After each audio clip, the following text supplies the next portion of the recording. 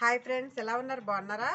మనం back part గత వీడియోలో బ్యాక్ పార్ట్ డ్రాయింగ్ కటింగ్ చూసాం కదండి. ఇప్పుడు హ్యాండ్స్ అండి. బ్యాక్ పార్ట్ తీసిన వెంటనే హ్యాండ్స్ తీయాలండి. చూడండి, నేను హ్యాండ్స్ ఎలా తీస్తున్నానో చూడండి ఒకసారి.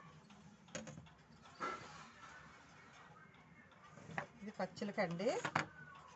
హ్యాండ్ పొడవచ్చి నేను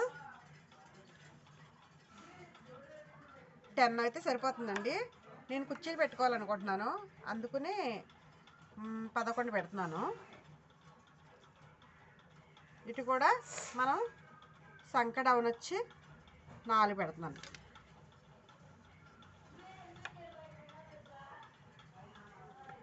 చూస్తారండి, మనం ఒక అంగుళం మన కుర్చీలు కావాలంటే నేను తక్కువ కుర్చీలు పెట్టుకుంటానండి, అందుకనే తక్కువ పెట్టుకున్నాను.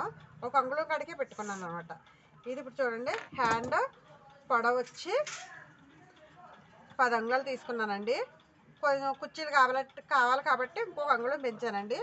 సంక డౌన్ వచ్చేసి 3 పెట్టాను. మనకు కొంచెం నేను కుర్చీలు పెట్టుకున్నాను కాబట్టి కొంచెం ఒక అంగుళం కిందకి దించానండి. సరేనా? చూడండి, నేను దీన్ని కట్ చేసేస్తున్నాను.